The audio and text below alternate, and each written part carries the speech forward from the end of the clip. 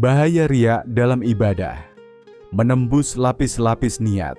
Menurut Syekh Abdul Qadir Al-Jailani, Syekh Abdul Qadir Al-Jailani dalam Futuh Al-Ghaib menegaskan bahwa salah satu musuh tersembunyi dalam perjalanan ruhani seorang hamba adalah riya. Ia tidak tampak di permukaan, namun menghancurkan amal dari dalam.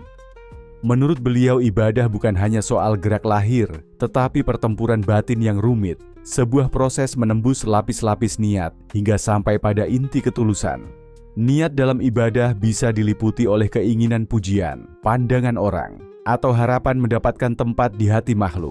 Semua ini adalah bentuk riya yang halus namun sangat merusak. Syekh Abdul Qadir menyampaikan bahwa orang yang beribadah dengan maksud dunia atau untuk diperlihatkan kepada manusia adalah orang yang tertipu. Ia menyangka sedang mendekatkan diri kepada Allah, padahal hatinya justru menjauh. Dalam salah satu ucapannya, beliau berkata, "Jangan engkau menjadi orang yang beramal karena manusia, dan jangan engkau meninggalkan amal karena manusia. Jadilah engkau orang yang memurnikan amal hanya untuk Allah semata."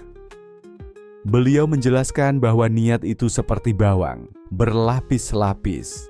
Di lapisan luar bisa jadi terlihat baik, beribadah, berzikir, berderma. Tetapi bila diselami, bisa jadi di balik itu tersembunyi kepentingan diri, ego, atau harapan duniawi.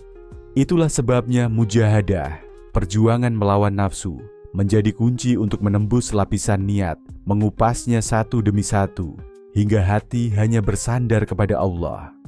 Allah Subhanahu wa Ta'ala memberi peringatan dalam Al-Quran dalam surah Al-Ma'un ayat 4 hingga 6. Maka celakalah orang-orang yang sholat, yaitu orang-orang yang lalai dari sholatnya, yang berbuat riya. Dan Rasulullah bersabda, "Yang paling aku khawatirkan atas kalian adalah syirik kecil." Para sahabat bertanya, "Apa itu syirik kecil ya Rasulullah?"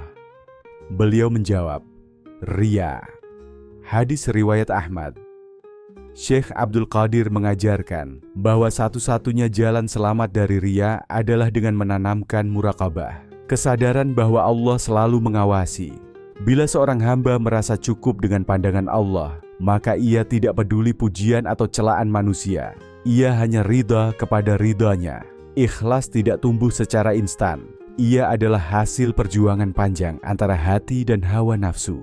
Itulah mengapa dalam Futuh Al-Ghaib, beliau mengajak murid-muridnya untuk menyepi, berzikir, dan membersihkan hati secara terus-menerus.